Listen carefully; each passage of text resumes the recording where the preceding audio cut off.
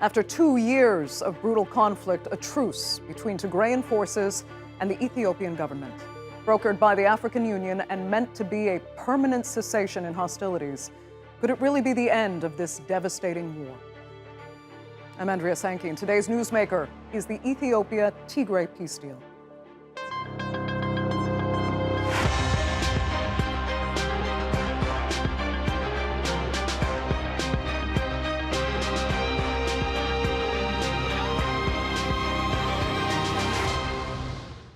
Now, the World Health Organization called the conflict in Ethiopia's northern Tigray region the worst man-made disaster on the planet. Thousands have been killed, millions displaced, and many are on the brink of starvation. And both sides in this conflict stand accused of horrific war crimes. But after just over a week of African Union-led negotiations, the Ethiopian government and the Tigrayan People's Liberation Front signed a surprising peace agreement. Two parties in the Ethiopian conflict have formally agreed to the cessation of hostilities, as well as to systematic, orderly, smooth, and coordinated disarmament. The deal is considered a major turning point in the conflict, but while Ethiopia's Prime Minister Abiy Ahmed says he is committed to peace, he also had this message for the TPLF. Very often, after a peace deal, tricks and mischievous maneuvers are common. I implore you, the respected people of Tigray, our Tigrayan brothers and sisters, with the utmost sincerity, to play your role and duty of Ethiopian citizenship along with your other brothers and sisters, since we are ready to honor our commitments. I urge you to end here the trickery and mischievous activities of a very few. Enough. And the TPLF had a similar message. Getachew Reda, a representative of the Tigrayan People's Liberation Front, said he's hopeful the federal government will stick to the accord. So I hope our effort to silence the guns would be followed through in earnest, and our people deserve all the peace in the world, and we need to rebuild communities which have already been shattered as a result of such a bloody war that has continued for the last 2 years and still continues. Well, let's take a closer look now at the deal itself. The TPLF has agreed to disarm within 30 days. The rebel group has also accepted the federal government's constitutional authority. In return, Addis Ababa will lift the TPLF's terrorist designation. Government forces will control the airports, highways, and federal services in Tigray. They will also ensure the region's unhindered access to aid. And an inclusive interim administration will be in charge of Tigray until a fresh election is held. The United Nations has hailed this as a positive first step, and so too has the United States. But others are wary. Andom Ghebreyesus is a Tigrayan refugee. He escaped the war and made his way to Kenya, but was forced to leave his children behind.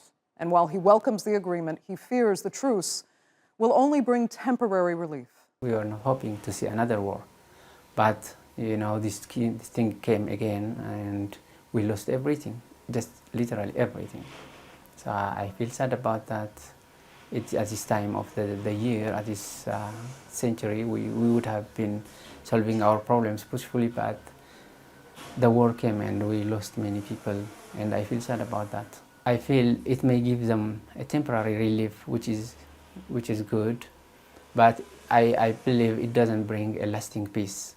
So there is a level of cynicism among some in Ethiopia, but is it justified? Joining me now to debate that are, from Washington, human rights advocate and international relations expert Meaza Gebremedhin. From New York, Mastewal Taddese Terefe, she's a former legal fellow in the Federal Attorney General's office in Addis Ababa. And also from Washington, Gabriel Negatu, he's a non-resident senior fellow with the Atlantic Council. Thanks all so much for being with us.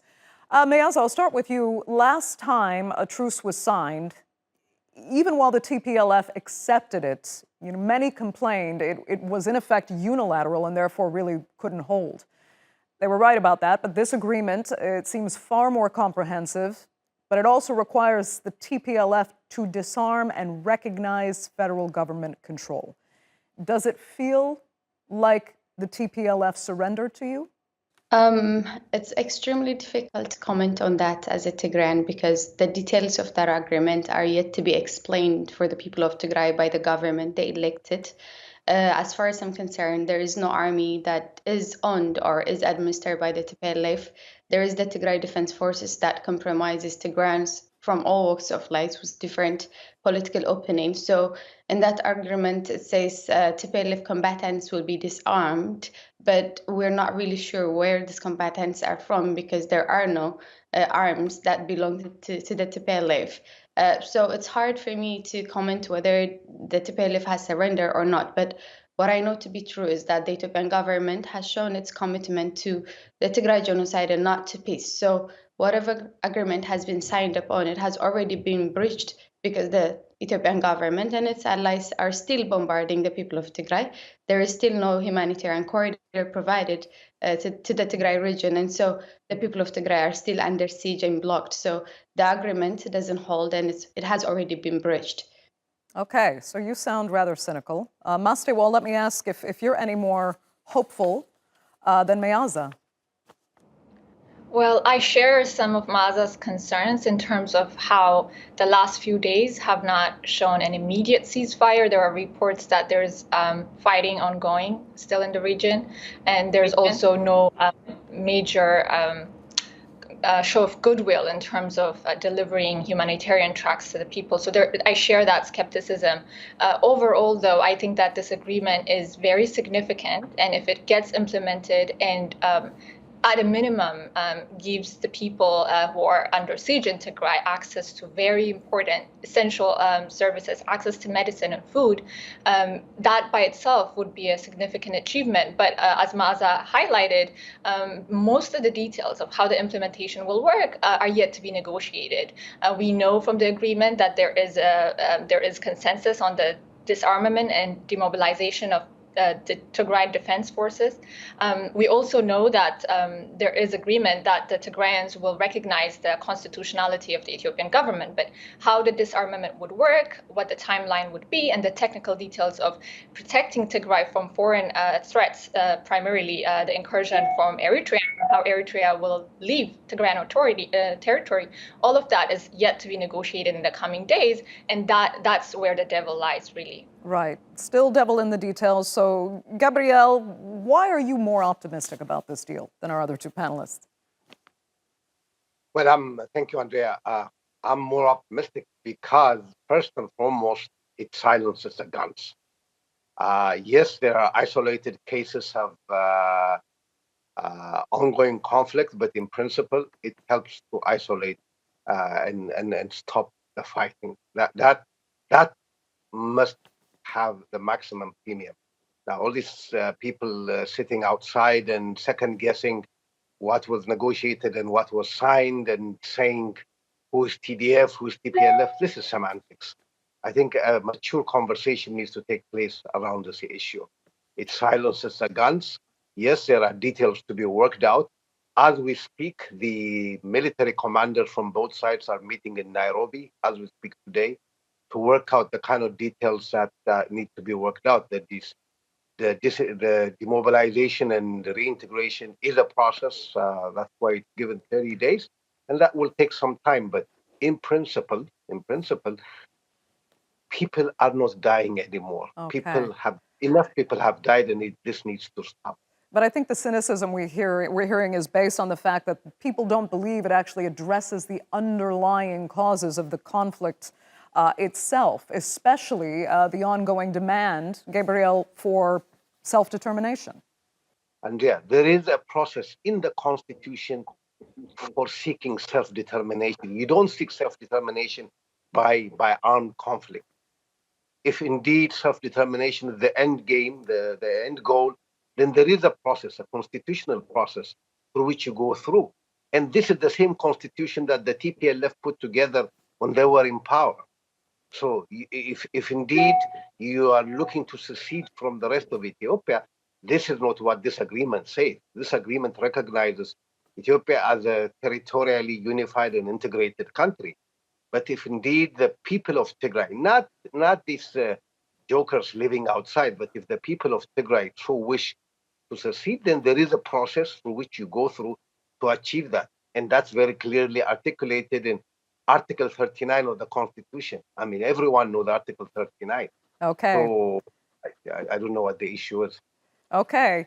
Yeah, Meaza, go ahead. I just wanted to highlight the nerve and the audacity to minimize the pain of Tigrayans and allies that live outside of Ethiopia. People who have suffered the consequence of the Tigray genocide for 2 years now. I came late to this interview because I had to receive the horrific news of one of my family members dying of starvation. I had to cry, but I don't even have enough time to cry, and I had to jump in here and speak on behalf of the people of Tigray. So the nerve to minimize our pain speaks volumes, speaks to the fact that the Ethiopian government and its supporters are not even willing to recognize the pain that has been inflicted upon the people of Tigray, either they're in Tigray or outside of the country. Having said that, the underlying reason behind this genocidal war is, yes, it's our right to self-determination, self-autonomy. That doesn't necessarily mean cessation. It just means respecting the people's will. And one of the people's will was to be administered by the Tplf. And for that mere reason, and of course because of the hate propaganda that has been pushed and flamed by the Ethiopian government and its medias, over 600,000 civilians have been killed so far. So, and also it's not unique incidents when you have an entire region under complete siege without no access to humanitarian corridors. So it's just, there is so much hate fueled in these people. And when they talk about our pain, it just breaks your heart that even now, after their government had signed a so-called peace treaty, they're not willing to recognize us as human beings and respect the things we're saying and listen to our pain. And how can you talk about peace if you don't recognize the pain that has been inflicted upon the people that you're trying to make peace with? Meaza, so I'm very sad to hear that you lost a family member to starvation. We keep hearing about how many people are on the brink of starvation, the malnourishment, the massive humanitarian catastrophe, but it's heartbreaking to hear it hit that close to you, and I'm sorry about that. But Gabriel, I'd like you to respond, because we would love to be talking to people as well within Tigray, but we have no means to communicate with them. There's also a communications blockade, basically. Journalists haven't been allowed in. So how does it make you feel when you hear that? Really, the only voices for the Tigrayan people right now have to be outside the country. So, yeah, go ahead. Yeah, Andrea, my condolences to Ms. Meaza. I have lost family members. A lot of Amharas and Afars, Tigrayans and Ethiopians of all brand and color have lost family members. And war is a horrible thing across the region. It is not unique to one specific group, but everyone has lost something.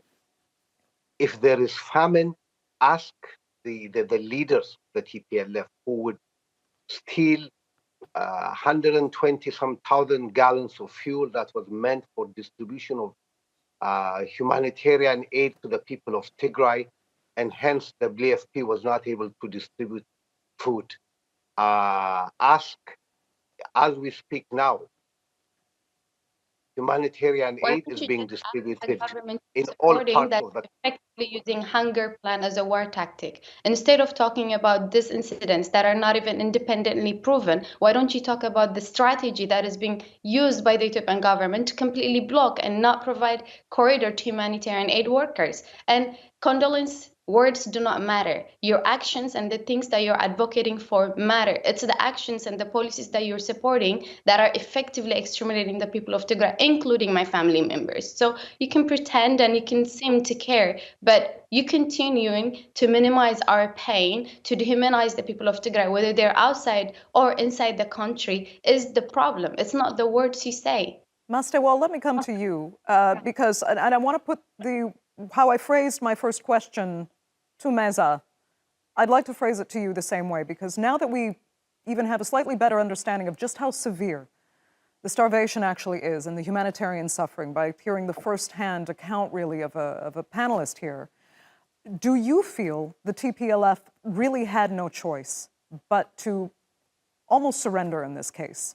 Has the suffering gotten that bad that the government can almost declare this a win and take it from here? We don't know if it will restart again. I think that's why people are cynical about this truce. But is this why it is what it is right now? I think that is a big reason for the concessions that the TPLF made. And this agreement, when you look at it, it's 10 pages, but most of the major concessions and strict timelines associated with TPLF's disarmament and demobilization reflect the winner, reflect the loser and the winner on the battlefield. So clearly, this is a winner-takes-all agreement. And unfortunately, we're all Ethiopians on this panel, and we're used to that. Our politics is always characterized by the winner who marches through a military adventure, captures power, imposes its consensus on the rest of Ethiopians. And what breaks my heart really is after 2 years of this bloodshed and devastation and all the list of atrocities that we've been talking about, the issues that the parties finally agreed to discuss in detail are the same issues that they were being begged and cajoled to negotiate 2 years ago. Those are the same issues. Whether or not Tigray has a right to self-determination and the right of TPLF to hold a constitutional election in 2020 was the issue that was a precursor to the war. The Western Tigray issued disputed territories between Amhara and Tigray. The issue of Eritrea and the imminent threat that it poses to the security of the Tigrayan people. These were issues that analysts, international actors, and others within Ethiopia were pushing Abiy Ahmed as a prime minister and also the other actors to negotiate and resolve in a peaceful forum.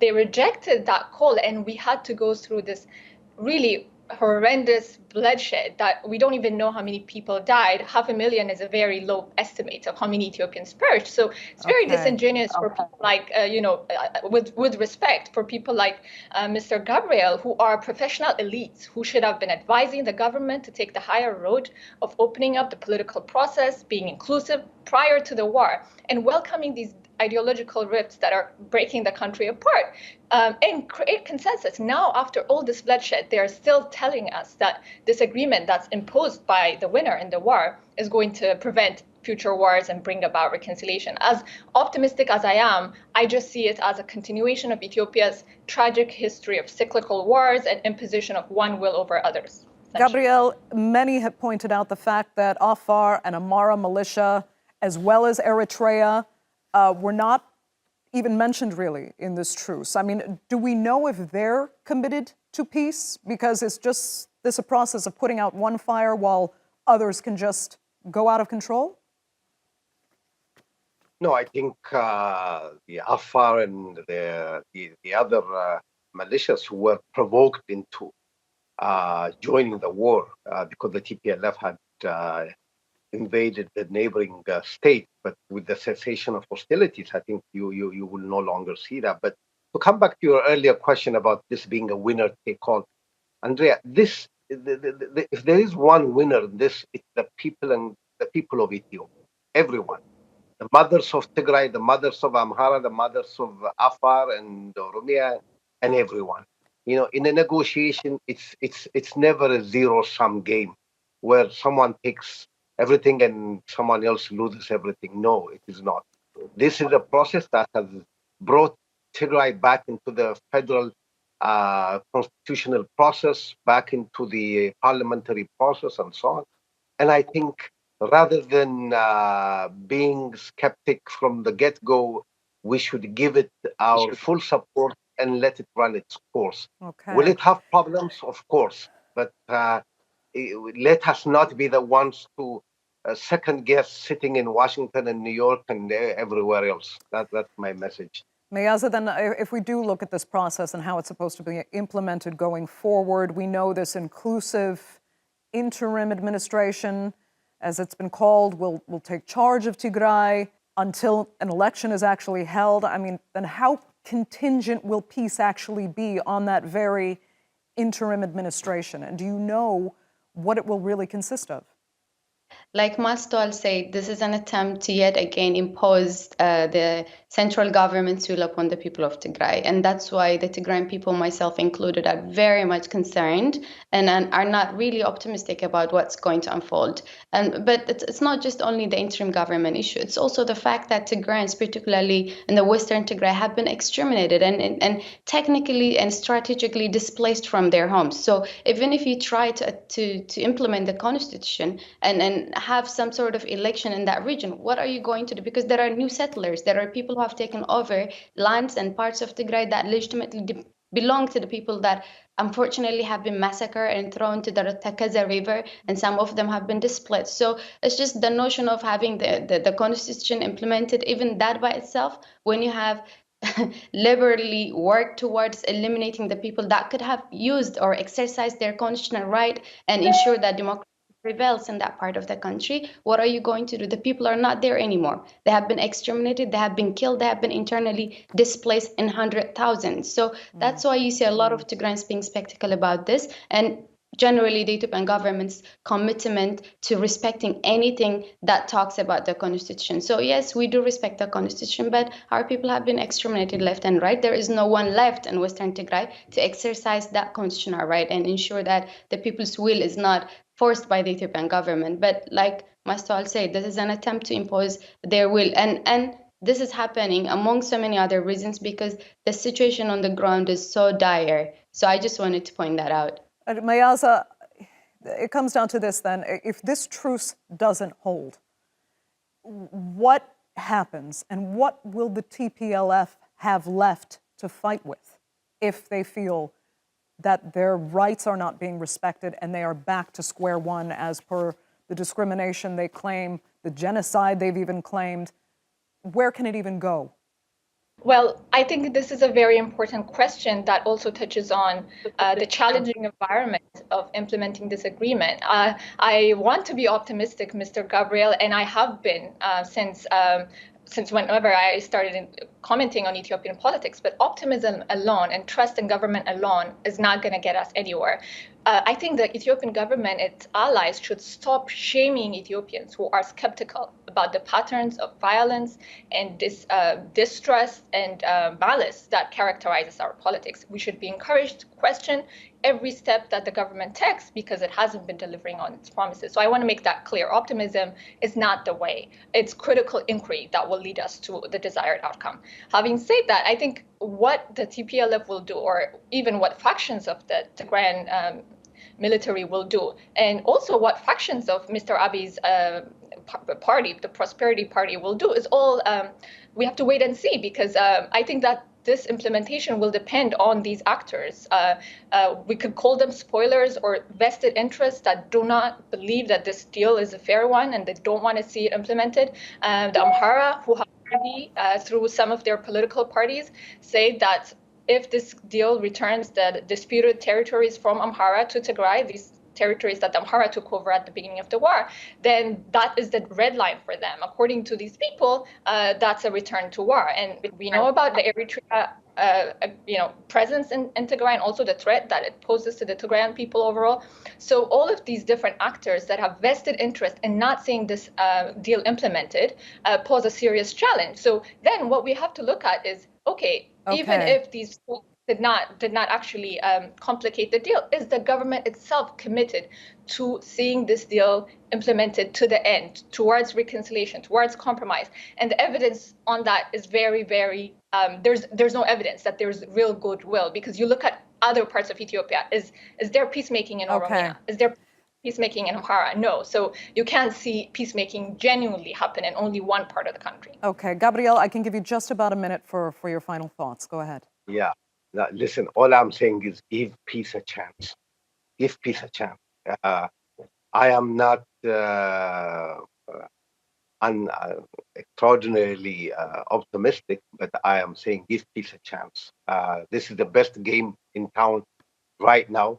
The TPLF has come while events on the grounds were being overtaken by development. The Ethiopian Defense Force was outside of Mekelle and waiting for instructions to march in. And that would not have changed the outcome of the ground. So this is perhaps the best deal. It's a faith-saving exit ramp for the TPLF, and I think they were right to have taken it. Now, let us work to make this real. Yes, you can critical inquiry is always welcome, but let us not make it a professional endeavor where all we do is just critical inquiry and not contribute to the peaceful resolution of the crisis. It is much better Thank than you. propagating a regime that is responsible for horrendous acts in the country. I think I will challenge you on this. It is better to be critical of a government that you even respect, but is taking the country down a wrong path.